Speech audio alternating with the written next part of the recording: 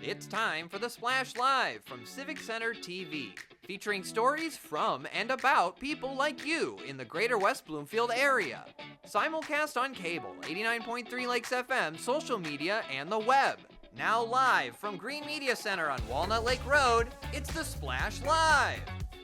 Live, local, social, it's the Splash Live on Civic Center TV and 89.3 Lakes FM.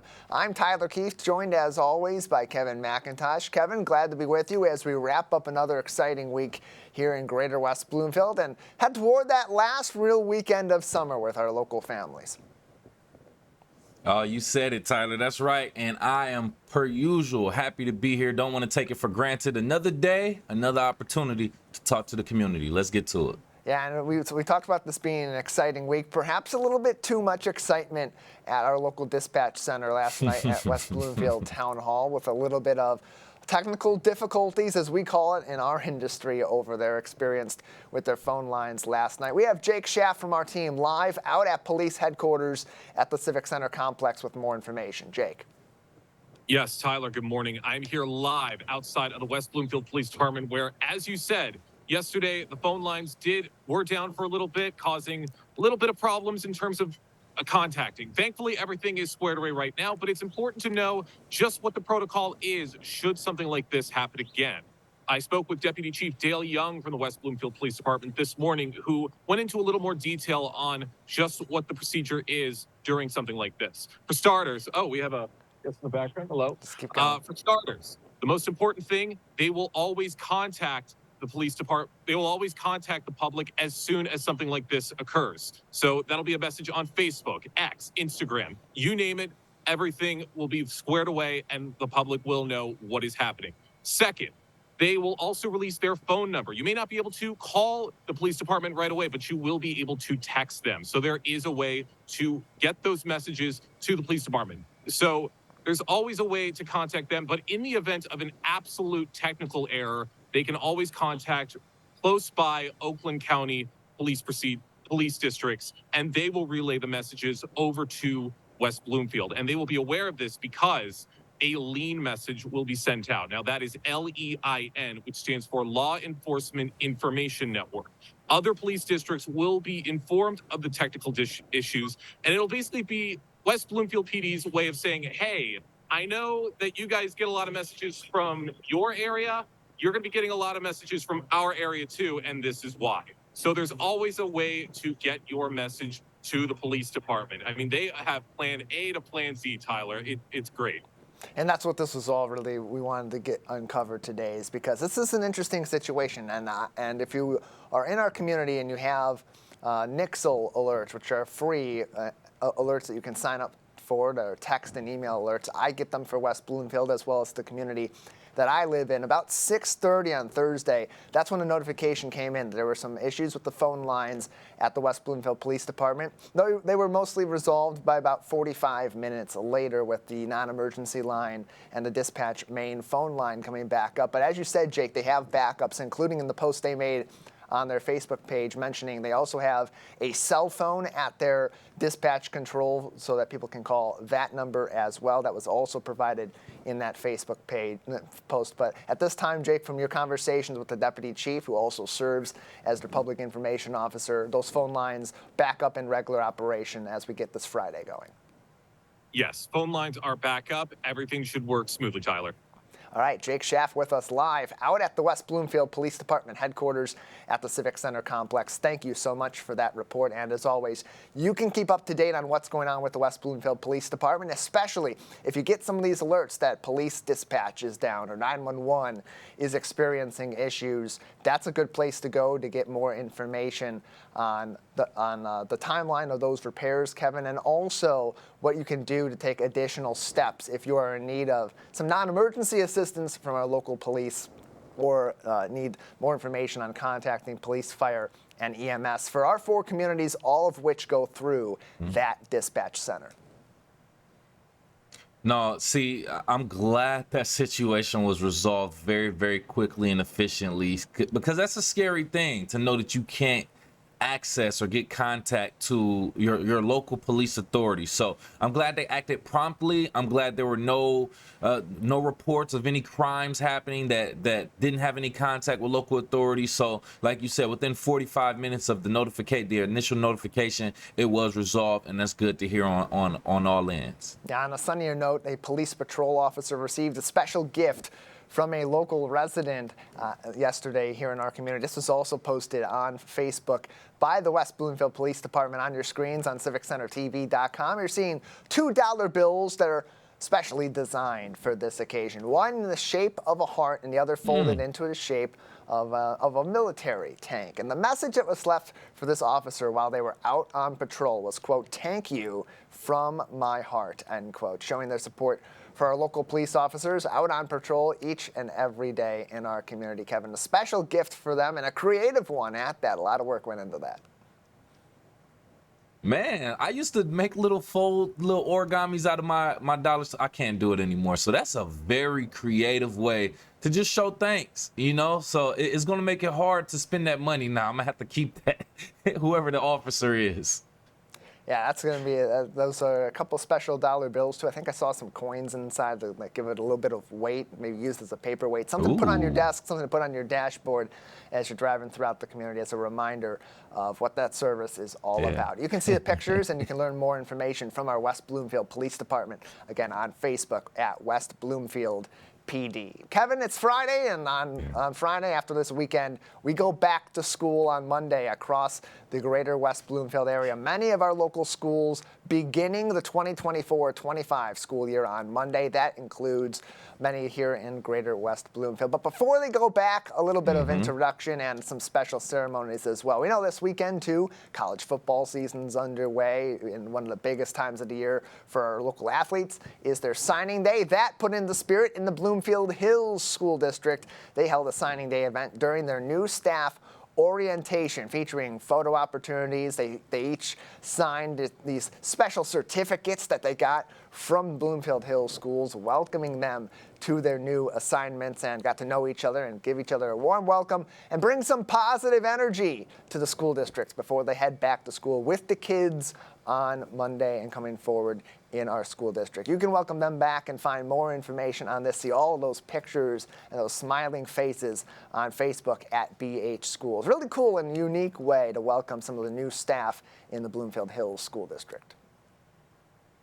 I know, right? That's what I'm looking like, signing day? So I was a bit confused, but I think it's nice. I think it's a creative touch to introduce and welcome in the teachers and staff and things as we get ready for the school year. So I think that's pretty cool, Tyler. Hey, showing them their appreciation, you know, give them their signing day. That'll keep them out of the transfer portal, at least. We don't want that with our teachers. So good start to the school year from over there in Bloomfield Hills. And similar sentiment right down the street from us at West Bloomfield High School in the I Center as the West Bloomfield School District wrapped up their pre-school year orientation for their staff. A little bit of last-minute professional development, meeting some of the new and returning co-workers from across our school district, and having a little bit of fun, a little bit of team building in the I Center and in the auditorium over at West Bloomfield High School, where many staff got to meet administrators, pick up some new West Bloomfield School District swag with that new logo and livery on those sweaters as well for this fall season coming up. And a great day out at West Bloomfield High School as they count down those final days of summer before they head back and join the kids in those hallways, also with big smiles on their faces, hopefully, come Monday, Kevin. Yes, absolutely. Very exciting. If you aren't prepared for the school year, now is the time to get prepared. We've been talking to different school leaders, educational leaders around our local community, and just tips on how we can all prepare. So it's time to get into it in full swing, Tyler. Yeah, that is definitely the case. We're in those final moments before we head back to school on Monday. It affects, of course, our kids, but also the parents and the teachers and the staff as well, including the administrators. Crunch time right now as they head full steam ahead toward Monday, including here in the West Bloomfield School District. Here to join us to talk about the final preparations for the school year and getting ready for an exciting 2024-25 year ahead is Dr. Danya Bazzi, who is the superintendent of the West Bloomfield School District. Dr. Bazzi, thanks for being with us. Thank you for having me. Good morning. Yeah, glad to have you on as we have an exciting new challenge ahead as we begin school on Monday. As we make these final preparations, what are some of the last minute priorities that are at the top of the list for West Bloomfield schools as they get ready to head back on Monday? Well, the main thing is just for our families to be comfortable and feel welcomed as they head into the 24-25 school year. We've had a number of events to help us kind of ease our way into the school year with various orientations and open houses, as well as popsicles with the principals at each of our elementaries. So we just want to make sure that the lines of communication are open and that parents and families and our students know their schedules. Our middle schoolers know how to open their lockers and that they're ready to start the school year on a high note. Yeah, that's an important thing. I have a lock on some storage at my apartment. I went to go unlock it just recently and missed the code a few times. And I thought, these kids going back to middle school, I don't know if I could join them at this time in my life. So good advice there and some good last minute training for them. But it's also an interesting time for the school district too, because we're transitioning back to a K through 5 and 6 through 8, 8 and 9 through 12 format for elementary schools. And that's a big change for a lot of our elementary kids, whether they're staying in their same school or they're moving into a new environment. So what's being done across the district to help ease that transition in this school year? We've had a lot of activities to help with that transition that started last spring, where students were able to go to the new school that they would be attending, kind of a field trip to be able to meet the principals and the staff. Those activities will continue in terms of our social emotional curriculum as we head into the first 4 days, where we're really trying to establish relationships with our students. We know that to get to the rigor, there has to be relationships, and really laying that foundation in the first couple of weeks is going to be really important. So then we can really dive into the academics and rigor that people have come accustomed to in West Bloomfield School District. Dr. Danya Bazzi is the superintendent of the West Bloomfield School District, joining us today on the Splash Live as we head back to school in the West Bloomfield School District. And Dr. Bazzi, as we get ready for the first day of school, many school districts across the state have either been considering or have put new policies in place regarding cell phone usage. As that becomes more ubiquitous across all ages of kids in our school districts, what's been the consideration here in West Bloomfield in terms of the role that cell phones play in our kids' lives and how that affects them day to day in the classroom and in our hallways? Cell phones are challenging, right? Because there's a lot of schools of thought in terms of the usability with them, especially in today's environment. We've added policies in terms of appropriate use of cell phones. As students get older, obviously, when they head into high school, it changes and those dynamics change. The main thing that we want to ensure is that we're maintaining positive classroom dynamics and that there's a time and a place for cell phones. And it's really important as a school district that we set clear expectations and guidelines that work for everyone. It really has to be done in partnership with our community as well as the school district. So those policies are not one size fits all. We have to meet the needs of our community, but also understand that in the classroom or in life, there's a time and a place for everything. And setting those clear expectations is something that we're committed to doing. So is that something that is in process as we speak in terms of modifying the cell phone strategy school to school, or is that something that's being more considered as a district-wide effort that goes into something like the student code of conduct or generalized rules? Yeah, currently it's addressed in our code of conduct. The cell phone policy is something, though, that we discuss and look at and adapt each year based on the needs of our students. So it is something right now that at each school level, those expectations are laid out. But we work under a model of continuous improvement and continuous discussion. And as we progress through this school year, it's something that, again, is most likely going to come up and be discussed. But currently it's addressed within those places, and those rules and regulations around cell phones are clearly communicated to our students and families. Dr. Danya Bazzi with us, the West Bloomfield School District Superintendent, on today's edition of the Splash Live. Keep up to date with the West Bloomfield School District all throughout the school year on WBSD.org and on Facebook at West Bloomfield Schools. Dr. Bazzi, there's a lot of new things happening that will be affecting the students' day to day, but there's a lot of new things that will be really exciting in the school district in the 2024 school year. We mentioned earlier on a recent program, some of the new amenities at the high school in the football stadium there with the new scoreboard, but also these new playgrounds that have gone up at many of the elementary schools. And I'll talk about how those are going to play into expanding the sort of recreational role of the West Bloomfield School District across our community, but also adding to the educational side of things as we go back to school. Yeah, the playgrounds that we've addressed during this summer construction are the playgrounds at Gretschko Elementary and Scotch Elementary, and that's because Doherty and Chico will eventually be new buildings that will have playgrounds that model those two sites. And the playgrounds that we've built at those sites are truly incredible. And there's a number of reasons. One, they really do address the K-5 model. With us moving to that model, but it also is really inclusive. You're not going to see mulch and wood chips at these playgrounds that make it hard for all students to access the playground.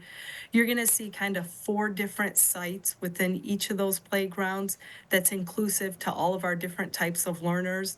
There's a sensory playground. We have a mimicked Apple Island that has, an elevated hill so that the students can climb up.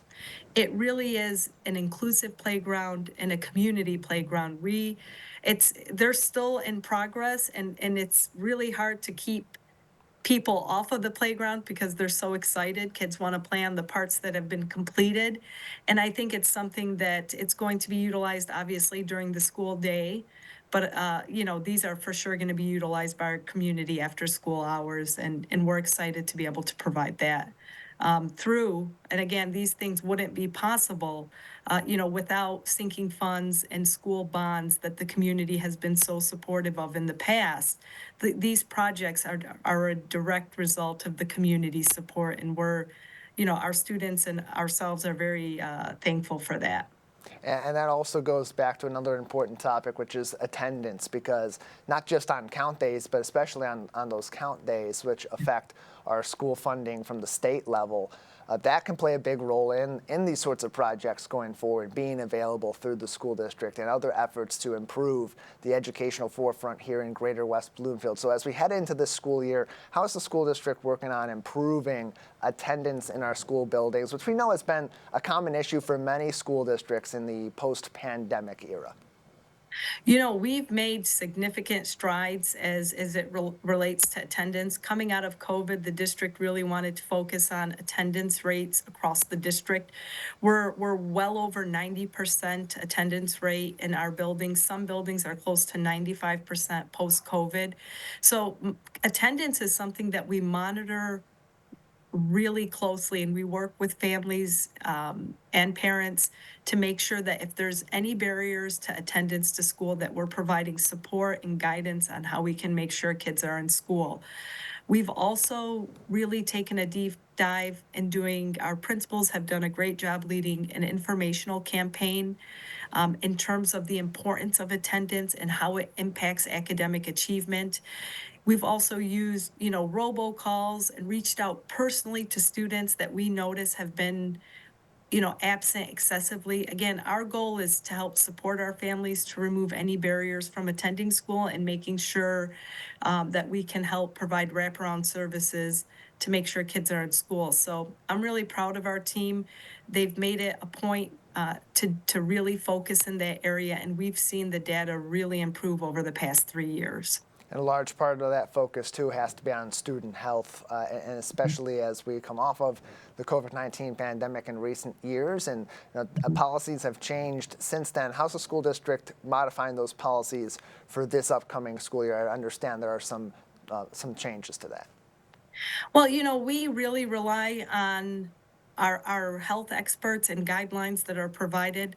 Ultimately, we want students in school. There is nothing that replaces in-person school and having that relationship with our students when we're in person and together. We also respect the rights, of our parents and families to decide, when a student should come to school or stay home. We really have worked hard to make sure that our students stay connected, whether they're, if they have to be absent for medical reasons or not, through our one-to-one technology for each of our students, and then having platforms on Canvas that allow our students to stay connected when they're not able to be with us. Ultimately, the mental health and medical health of our students is priority one. And we work with our experts to make sure that we're following guidelines to keep our staff and students and community safe. And you mentioned mental health. That's been something that's been a higher priority for school districts like West Bloomfield in recent years, also helping support our students all throughout the school year. So as we transition back into school, and some kids may experience some heightened anxiety or some recurring issues that may have been more present when they're in school, how is the West Bloomfield School District providing additional support for our student mental health in this upcoming school year? Yeah. So we've utilized and really sought out a lot of grants that allow us to help our students in this realm. We have wonderful social workers, mental health specialists, and partnerships with community organizations like the Greater West Bloomfield Community Coalition. We have these partnerships with the West Bloomfield Youth Assistance as well that allow us really to provide services to our students that extend beyond the school day if necessary. We also have social emotional curriculum at all levels that, you know, really focus in on how do we deal with life when it doesn't go our way? How do we make decisions under extreme, duress? And that curriculum really has helped us help students kind of refocus, recharge, recenter themselves so that they're able to be their best when they're in school. We also have Zen rooms in some of our buildings. Again, these are places that students can go when they need a moment. Sometimes in life, you need those moments where you can just take a pause, take a deep breath, and come back. Data also helps us make, informed decisions. And again, we're keeping up with making sure that we're really taking a look at data as it relates to this realm and then providing services and support that's aligned to what our students need because that changes month to month and we have to make sure that we have multiple techniques that will allow us to help our students get through life. It's a lot to balance as the West Bloomfield School District gets back into school on Monday this upcoming week and an exciting school year ahead for everybody across the greater West Bloomfield area. Dr. Bazzi, before we let you go, anything else that our parents, our families, our students, our staff should know before they head back to school? I'm just really excited for Family Fun Night next Thursday at 5 p.m. at West Bloomfield High School. I really hope that the community comes and supports our students and connects with a lot of community organizations that will be present there. And then to honor our service people who, sacrifice so much to protect our freedoms. So we look forward to seeing the community next Thursday at 5 p.m. at West Bloomfield High School. We'll have coverage of that right here on Civic Center TV and 89.3 Lakes FM. Coverage of Family Fun Night on the Splash Live. And, of course, West Bloomfield Laker football. This is your home for that right here on Civic Center TV, on Lakes FM, on our social media. And you'll also find it on the Facebook page of the West Bloomfield School District at West Bloomfield Schools. Dr. Bazzi, thank you so much for your time. Thank you. Appreciate having you on and appreciate the work that's being put in, and especially on this final day before we head back to school on Monday across all of our school districts in the greater West Bloomfield area. We're covered by several of them here in West Bloomfield, many of whom are going back to school on Monday, Kevin. And as they get ready to make that transition, like Dr. Bazzi said, it is a transition for everybody involved across the board. They want to make that a smooth process, and a lot of that has to be done by the parents and the students themselves back at home. But there's plenty of strategies that we can implement as our kids make those transitions back to school at all levels. And it's a great point because you spoke about it with Dr. Bazzi in regards to some of their resources that they have for mental health while they're in school. But like you said, outside of school, there's still some things that you have to do to kind of manage the mental health. So with us right here live on The Splash, we actually have owner and licensed clinical psychologist from Viewpoint Psychology and Wellness, Dr. Melanie Schwartz, to talk about a little bit more about managing mental health outside of school and just what tips do you have for kids and parents transitioning from that fun summer back to the structure and balance of the school year? Well, I always recommend starting a couple weeks early if you can, because it is an adjustment. You're going from, like you said, a very relaxed period of time, 3 months, going into a very structured, chaotic time because the school year is, has all the extracurricular activities plus school plus everything else. Parents getting their kids every which way. It becomes very chaotic for everybody. So if you can start a couple weeks early, start getting the kids to bed early, start, getting them a little bit more on their school structure, making sure, they're ready for school, start talking about, getting school supplies, start talking about, what they want to take in their lunches, start talking about what time extracurricular activities are going to begin, when they're going to begin. Usually they get a couple weeks in there before that starts, but not always. Sometimes it's right away.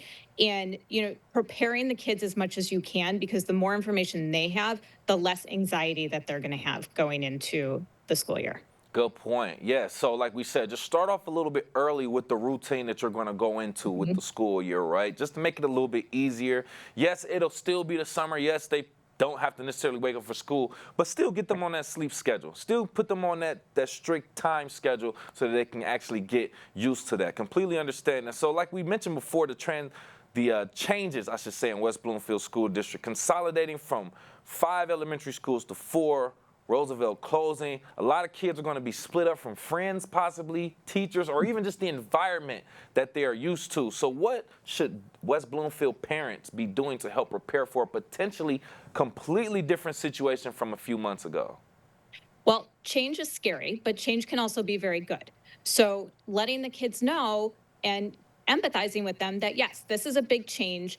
It might be a little scary. Everything's going to be okay. They're going to make new friends. They're going to get comfortable in their new environment. Talk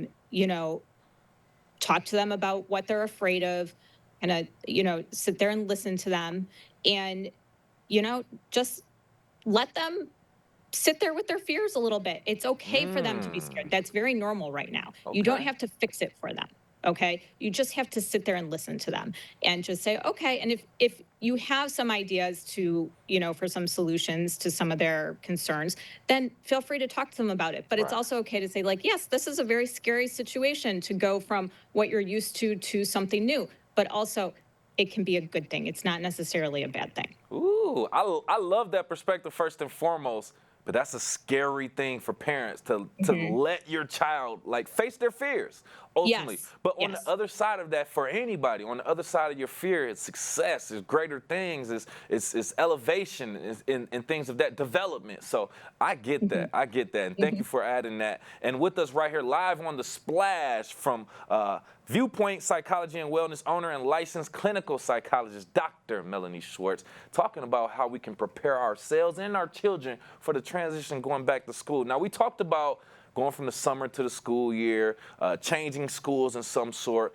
Now, let's talk about going to school for the very first time. What are some effective strategies that parents can use to prepare their young children who are going to school for the first time to help ease that separation anxiety?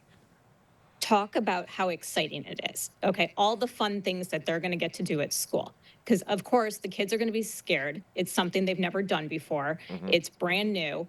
And that's for anything. If you're going from, no school to kindergarten, if you're going from preschool to kindergarten, if you're going from elementary to middle to high, high to college. Right. Of course, there's going to be anticipation anxiety because they don't know what to expect. And that's, again, just very normal. But let's talk about how exciting it is, and all of the changes that are going to come are good changes. This is all good stuff for everybody. And, the kids will be able to see it once they get in and they see what, what school is all about and what the new environment is all about. And it's great for them. But until then, try to focus on the positives. They're going to be focused on the negatives, not seeing mom or dad or their siblings, 24/7.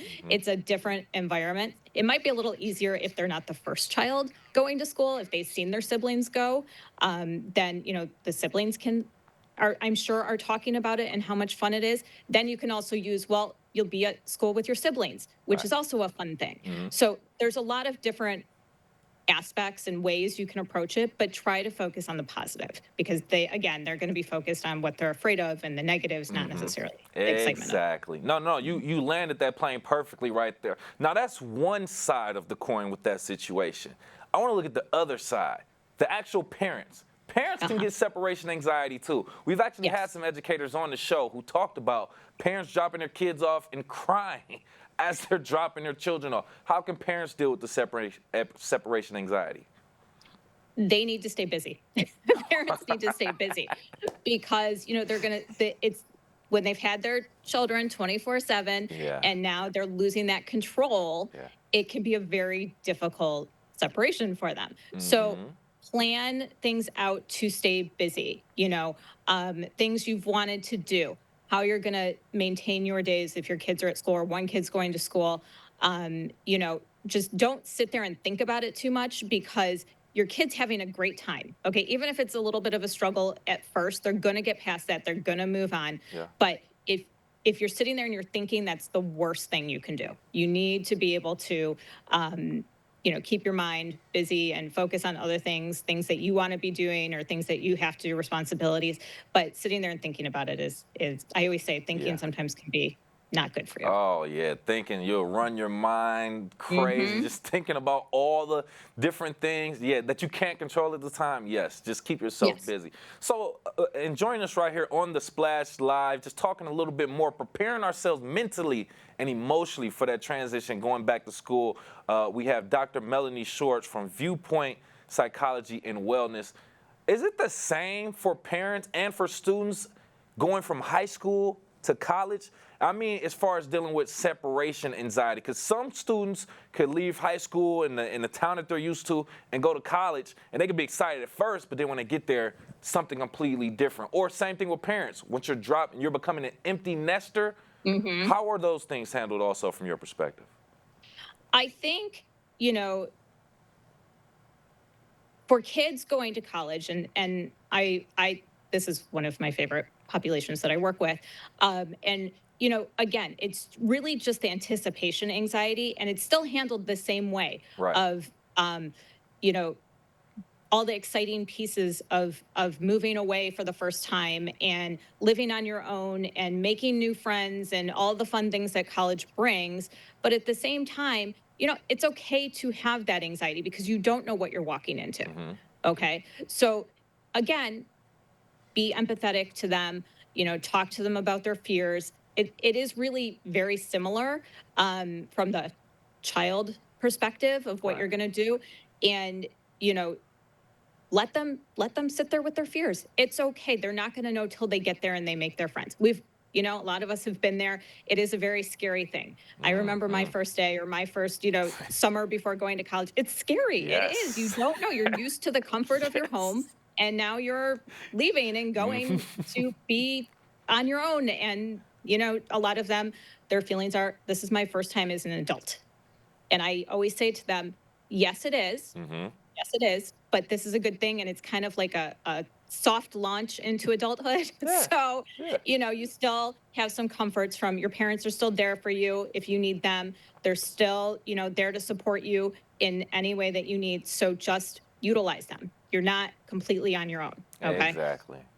From the parent perspective, it's the same thing, this empty nest thing. My sister-in-law is about to become an empty nester, and they just planned a trip immediately after their youngest goes off to college because that's how they're going to handle it. And I think that was probably one of the best things they could have done to not have, to focus on sitting there and wondering how their son is handling his first few weeks at college. Yeah. So better they went and they're doing their own thing and enjoying their time. Again, it goes back to really, how are you going to live your life without kids in the home? Ooh. It's a big deal. Yeah. It's a big deal. And what do you want this part of your life to look like? It is a transition. It is, one that takes a little time to get used to, and figuring out the next steps. Even if you do have one child still at home, it still looks different because for 18 years you've had two Correct. children at home, Correct. or three children, whatever it is. And so it looks different, but there's an adjustment period. It's still an exciting time, and everybody adjusts to what this new life looks like for them.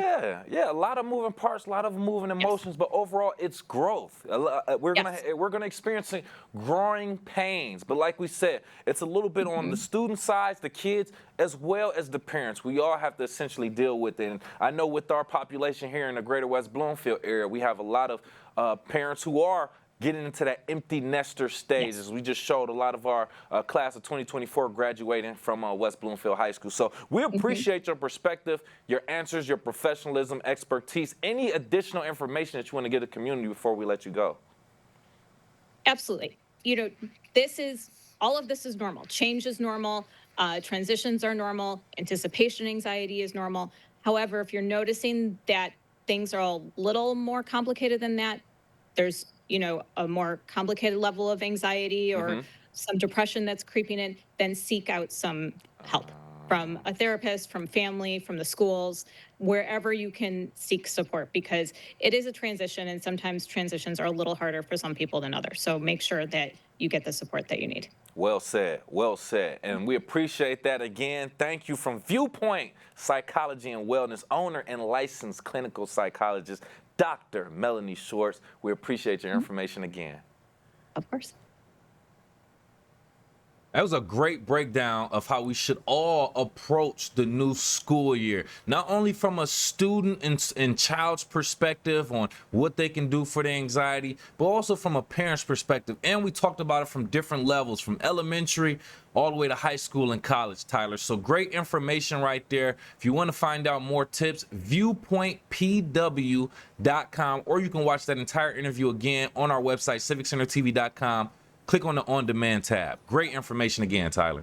Look, in this industry, Kevin, we are very much against copying information and immediately giving it out as if it's our own. But I was up at MSU on Wednesday afternoon. I volunteered there for a little bit of their move-in process. And I had a chance to talk with some parents and gave them a little bit of that similar advice that Dr. Schwartz gave to us about kids going off to their school experience for the first time, the parental anxiety. They're asking for some insight and some advice that they can give their kids. And a lot of that applies to people at all different levels, whether they're sending their kids off to elementary school and they're starting their first days, or it's their kids' first days out of the home on their own with their own responsibilities in school. So really important stuff for us to look at. If you're just joining us now on the program, you'll find that entire interview on our website, civiccentertv.com, on demand, as we make transitions to new beginnings in this school year. Some other traditions coming to a close for people in our community, including some of our most dedicated and decorated local volunteers and leaders. I'm talking about dedicating their life to service locally too, Tyler, respectfully. Celebrating 45 years of service to Temple Israel. Join us right here on the Splash Live to talk about it. We have Director of Strategic Development from Temple Israel, David Tisdale. Thank you so much for being here, Mr. Tisdale. Looking back, 45 years of service. What are some of the moments that stand out to you the most about your time there at Temple Israel? Well, it feels great. It was 45 wonderful years, and I enjoyed every minute. I enjoyed the work that I did. I enjoyed the people that I worked with, and I'm leaving on a high note. Yeah, and I feel like that's the best way to leave. Also, can you just talk about what it means to you personally to basically give back to the community in the way that you did over the years? Well, that's how it started. My 45 years began as a volunteer, and I was originally on a committee. I taught religious school. My wife taught religious school.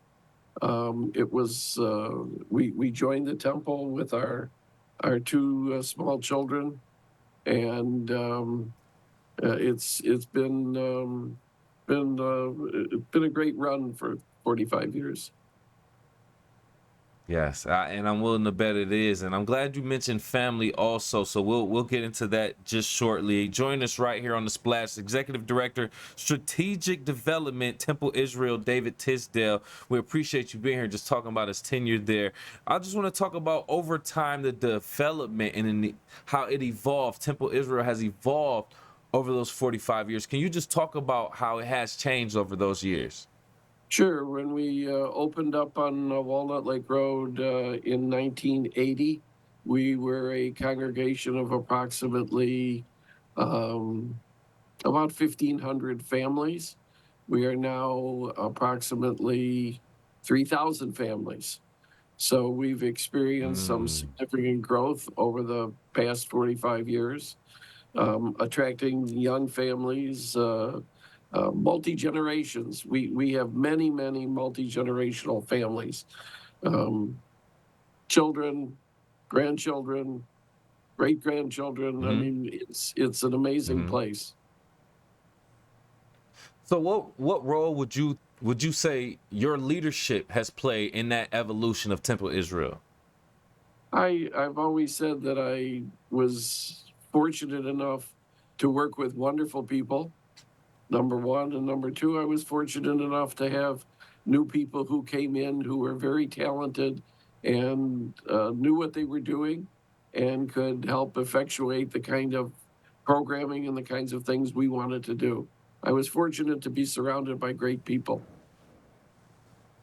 There you go. There you go. Makes things easier, right? Even though I understand there probably are some things that, that made it a little bit of a challenge, which I want to talk about. But with us right here live on the Splash, we have Executive Director of Strategic Development for Temple Israel, retiring after 45 years of service, David Tisdale. Like I said, I want to talk about maybe if there were any challenges. Can you just talk about some of the challenges that you may have faced over the 45 years and how you overcame those and how your team helped you?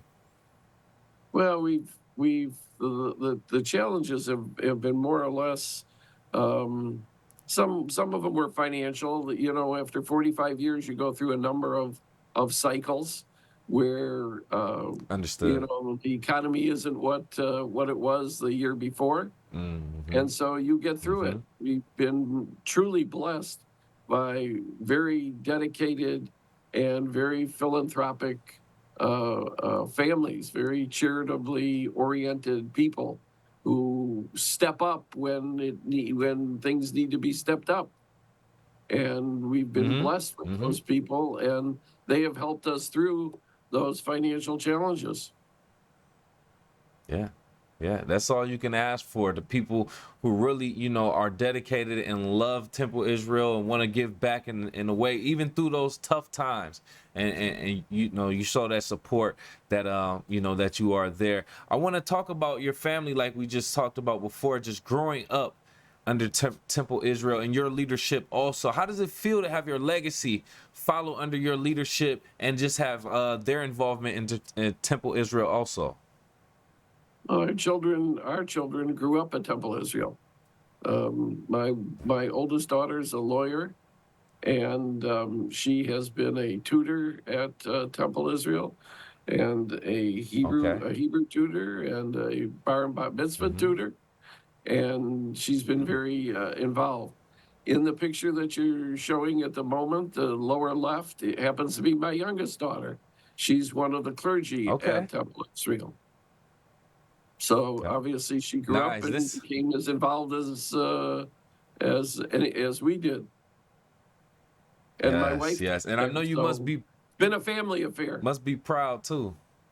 Yes, and I know you must be proud too. And it's a beautiful picture. If you're watching on CivicCenterTV.com, you can see the picture that we're talking about right now. I also want to talk about, as you're preparing for retirement, what do you hope your legacy will be as you leave Temple Israel?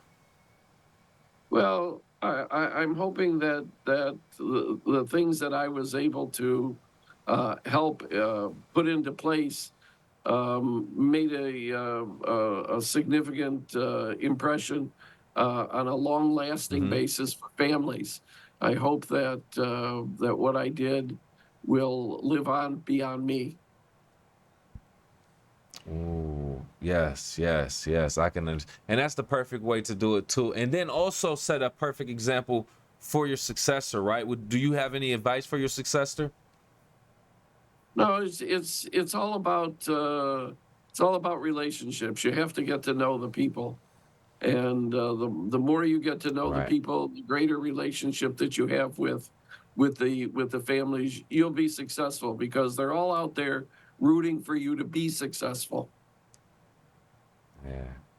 There you go. Exactly. Exactly. Just stick with the people that support you and surround you with that love and just want you to be successful, just like you just explained. Don't want to hold you up too much more. We do appreciate you being here. How do you plan on just staying connected with Temple Israel, even in your retirement? Oh, I always plan to be. I'm there if they ever need me, and I'm hoping. We live close by. We attend services all the time. So other than coming in every single day, I hope to still be at Temple Israel on occasion, and certainly for any kind of programming that we might do. Love, passion, dedication. That's just explained right there. Even after 45 years, still plan on being there and just giving your support the best way you do. And then last question before we let you go, and we definitely do appreciate your time. What's next for you? What's your next plan and goals in life? No, I want to spend more time with my family, a little travel, a little more time with my grandchildren, and that's pretty much it. Want to stay active, maybe volunteer someplace else. There you go. There you go. A whole new chapter of life, but it keeps you alive, and family time, you can never go wrong with that. Completely understand and respect that. Once again, thank you for joining us. Executive Director, Strategic Development, Temple Israel, David Tisdale, after 45 years of service, retiring. Thank you again for your time. Thank you. 45 years of dedicating your life to volunteer or just service in general. That's living 1.5 of my lifetimes, and I can do nothing but respect that, Tyler. So once again, congratulations, David Tisdale, 45 years of service at Temple Israel, now get to enjoy his retirement. Yeah, and a big congratulations to him and the entire team over there. He has impacted generations of worshipers over at that congregation, and the way that that congregation has impacted our community also. Given 45 years of your life, many as a volunteer, many also as an executive, you have a big impact right here in our community. We know from his family side of things too, with his daughter now being one of the rabbis at Temple Israel, that there's been a massive impact on the past, the present, and the future of one of our largest religious organizations here in the greater West Bloomfield area.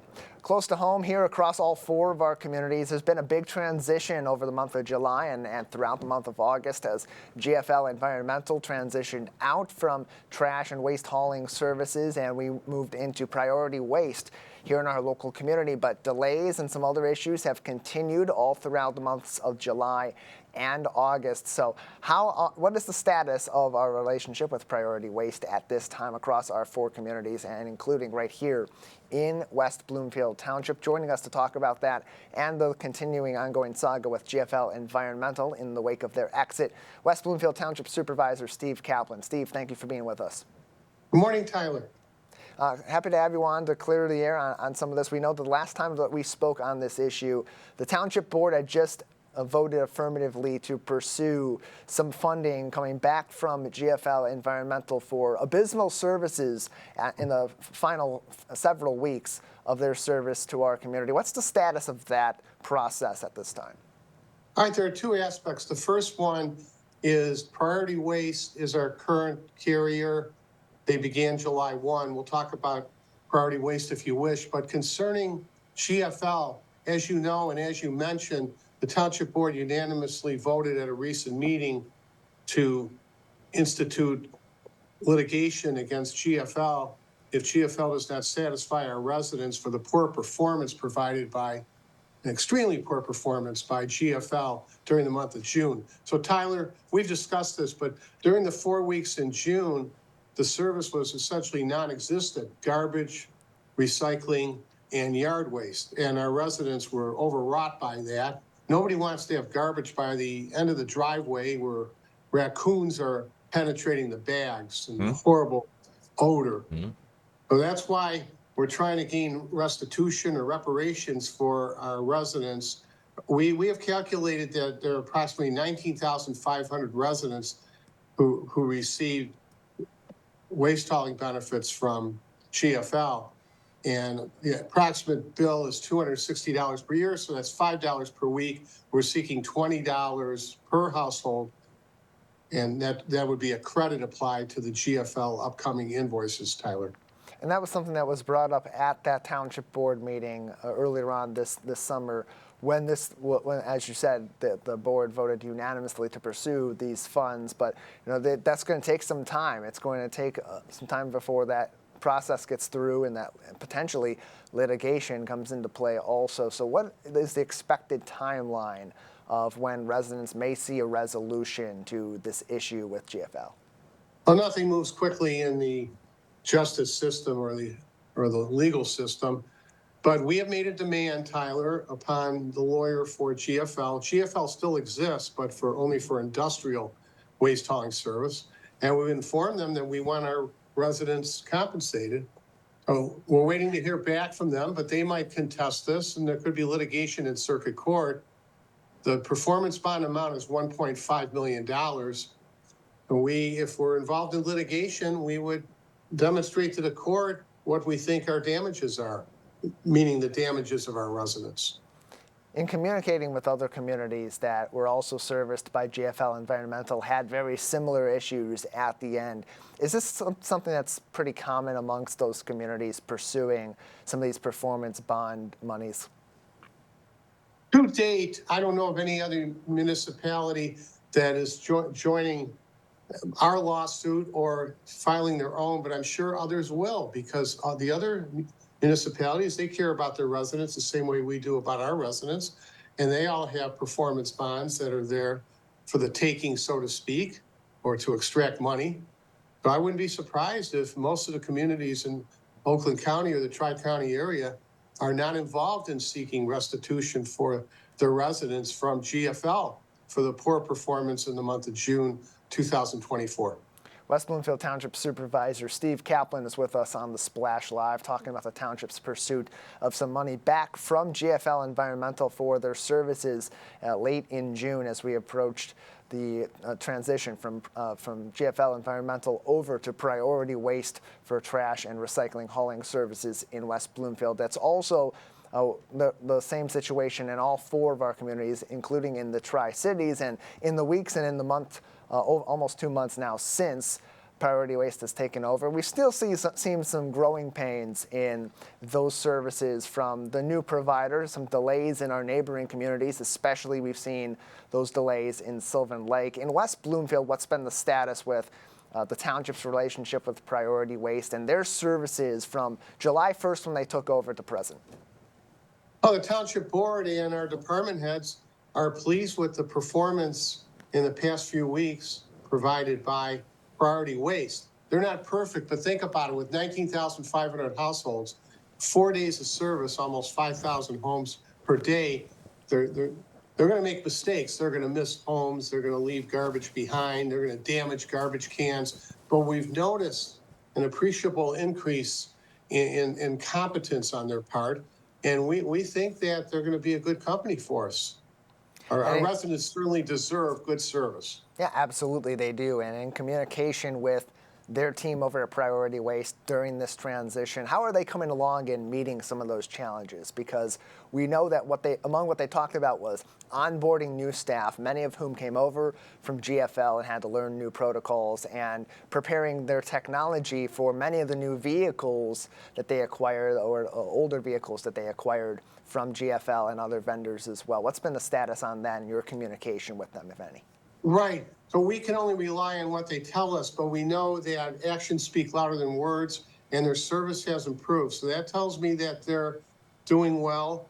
They purchased trucks from GFL, and one barometer is the number of calls that we receive at Town Hall. Why are people calling Town Hall? Because when they call Priority Waste, they're placed on hold for perhaps an hour, so they call Town Hall, and we're more than happy to answer the phone and answer their questions, because they certainly deserve it as our residents. But more specifically, the first 2 weeks when Priority Waste began conducting business here, meaning the week of July 1 through 4 and then 5, and then July 8th through the 12th, I believe, we had over 100 calls each day about in-app service. But recently, you'll be pleased to know, maybe we received 6 calls or 7 calls per day, Monday through Thursday. So that's a substantial improvement on the part of Priority Waste. And finally, Steve, about a minute left.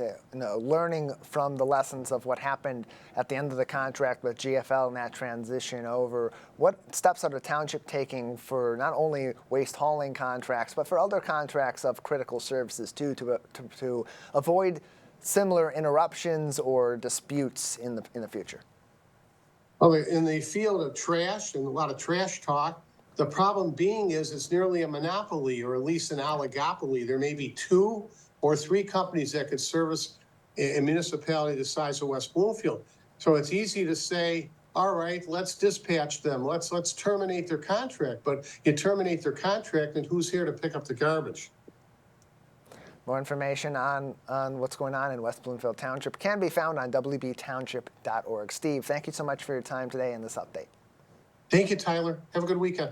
You as well. wbtownship.org. You'll get contact information if you need to contact the township about any issues that you may be having with your waste hauling services or other issues happening here in West Bloomfield Township. Kevin, good to get an update from one of our largest communities here in southeastern Michigan, certainly the largest in our coverage area, about an issue that's been affecting all 4 of our communities in recent weeks. Yeah, it's extremely unfortunate, man. That's one of those issues where you don't even think of it as something that would be a hurdle or challenge or anything like that. But once you actually have issues with your waste pickup and hauling, it becomes a huge issue. So I understand Mr. Kaplan, being very patient with Priority, kind of measuring their progress and everything that they've done to kind of alleviate the pain from GFL. And I also understand him kind of going after GFL for their poor performance before ending the contract in June. So overall, there is work being done on both ends to resolve the GFL issue, as well as Priority actually kind of picking up the slack. So thank you again to Mr. Kaplan for all his information and staying on top of it. And we are continuing to reach out to Priority Waste individually as well to get their response to some of the issues in our 4 communities. We'll continue to be in contact with them and try to get them on the splash very soon to address those issues and what they're doing as they continue their progress forward in addressing these issues and taking over a massive amount of service for communities in our 4 communities and around southeastern Michigan after that transition from Priority Waste. Kevin, on some sunnier news, the summer had a nice way to be capped off earlier this week for families on the concert hill over at Marshbank Park, the final Kids Commotion concert series event of the summer earlier on this week with Worlds of Music. Guy Lewis from Worlds of Music, great food, and of course the Optimist Club out there. Even Polly the Bee from West Bloomfield Parks joined the kids out on the concert hill for all that fun and energy. There's still a lot more going on in West Bloomfield Parks as we wrap up the summer and head into the fall, bring the kids back into school, and all of that can be found on wbparks.org. But Kevin, one last great opportunity for these families to come together, have a little bit of summer fun, enjoy some good music outside. You said it, Tyler. One last squeeze of summer before we officially got to go back to our regular routine. So thank you again to WB Parks for putting on an amazing event series throughout the summer for the community. Yeah, plenty more coming up from West Bloomfield Parks. We had Megan Tahako on the program earlier on this week about their fall guide. Registration is open for all those big events. And she says it, Kevin, she said it. Everyone should take that advice. Register as soon as possible. Those things fill up very quickly. Just like that.